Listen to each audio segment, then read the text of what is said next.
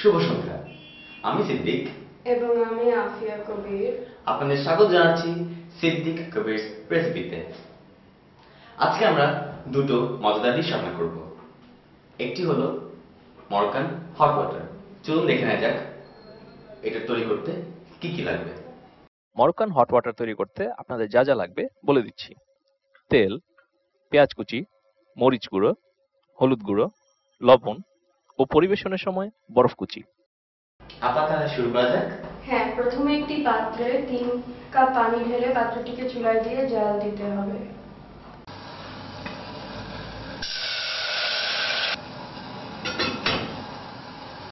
জি আপা, এখন আমাদেরকে আরেকটি পাত্রে 2 চামচ তেল ঢেলে চুলায় গরম করতে হবে। তেল গরম হলে পেঁয়াজ কুচি, পেঁয়াজ বাটা, রসুন বাটা, মরিচ এবং হলুদ গুঁড়ো তেলে হালকা মৃদু আঁচে ভাজতে হবে। সাথে পরিমাণ মতো লবণ ছিটিয়ে দিতে হবে। লবণ আসলে খাওয়াটিতে একটি সল্টি ভাব দিবে। পেঁয়াজ বাদামি করে ভেজে পাত্রটি চুলা থেকে নামিয়ে সরিয়ে রাখুন। এটি এখন আর লাগবে না।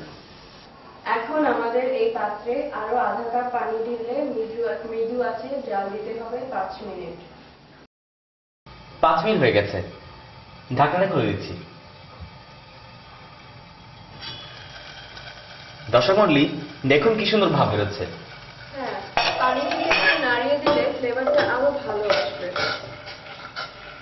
আচ্ছা আপা, এই যে ভাবটা বের হচ্ছে, এই ভাবের উপকারিতা কি কি? এই যে পানির ভাপ, এর মধ্যে কিন্তু খুব কম ক্যালোরি আছে।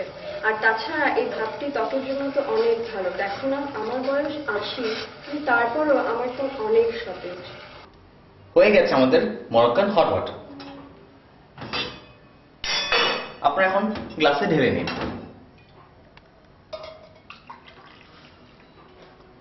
পরিবেশন করার সময় বরফ কুচি দিয়ে পরিবেশন করুন।